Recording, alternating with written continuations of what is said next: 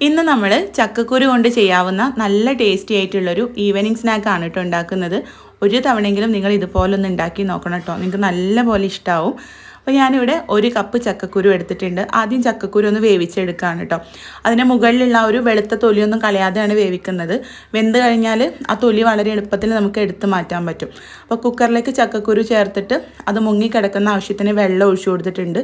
ഇനി ഒരു 3 വിസിൽ അടുപ്പിച്ചെടുക്കുക. എന്നിട്ട് അതിൽ പ്രഷറൊക്കെ പോയതിന് ശേഷം തുറക്കുമ്പോഴേക്കും ചക്കക്കുരു നല്ലപോലെ വെന്ത് കിട്ടും കേട്ടോ. ഇത് വെന്ത് തണുത്ത് വന്നാൽ പെട്ടെന്ന് തന്നെ അതിൻ്റെ മുകളിലുള്ള ഒരു തൊലി നമുക്ക് ഇതുപോലെ എടുത്ത് മാറ്റാവുന്നതേ ഉള്ളൂ. ഒരു പ്ലാസ്റ്റിക് ഷീറ്റ് പോലെ ഇങ്ങനെ മുകളിലായിട്ടുണ്ടാവും, അത് കൈകൊണ്ട് നുള്ളിയെടുത്താൽ മതി കേട്ടോ. അപ്പം അങ്ങനെ തൊലിയൊക്കെ കളഞ്ഞ ചക്കക്കുരു ഞാനിതാ മിക്സിയുടെ ജാറിലേക്ക് ചേർത്തിട്ടുണ്ട്. ഇനി നമുക്കിതിലേക്ക് ചെറിയൊരു കഷ്ണം ഇഞ്ചി ചേർത്ത് കൊടുക്കാം. ഇതിലേക്ക് എരിവിന് ആവശ്യത്തിനുള്ള പച്ചമുളകും കുറച്ച് വെളുത്തുള്ളി കൂടെ ചേർക്കുന്നുണ്ട്. ഞാനിവിടെ ഒരു 6 അല്ലി വെളുത്തുള്ളിയും 3 പച്ചമുളകും ചേർത്തിട്ടുണ്ട്. എരിവിനനുസരിച്ചിട്ട് പച്ചമുളക് എടുക്കാം കേട്ടോ. പിന്നെ 1/2 ടീസ്പൂൺ പെരുംജീരകം, അതായത് വലിയ ജീരകം കൂടെ ചേർത്തിട്ട് വെള്ളമൊന്നും ചേർക്കാതെ നമുക്കിത് നല്ല പോലെ ഒന്ന് പൊടിച്ചെടുക്കാം. കണ്ടോ, ചക്കക്കുരു ഇപ്പോൾ ഇതുപോലെ നല്ല പോലെ ഒന്ന് ചതച്ചെടുത്തിട്ടുണ്ട്. ഇനി ഇതൊരു ബൗളിലേക്ക് മാറ്റാം.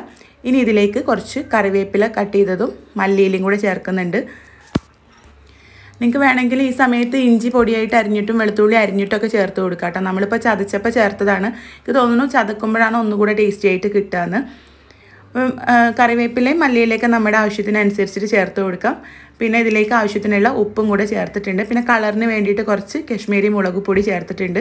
എരിവിന് വേണ്ടിയിട്ട് നമ്മൾ ഓൾറെഡി പച്ചമുളക് ചേർത്തിട്ടുണ്ടല്ലോ, അപ്പോൾ നല്ലൊരു കളറും കൂടെ കിട്ടാൻ വേണ്ടിയിട്ടാണ് കേട്ടോ മുളക് പൊടി ചേർത്തിട്ടുള്ളത്. എന്നിട്ട് കൈ വെച്ചിട്ട് നല്ല പോലെ ഒന്ന് കുഴച്ചെടുക്കാം.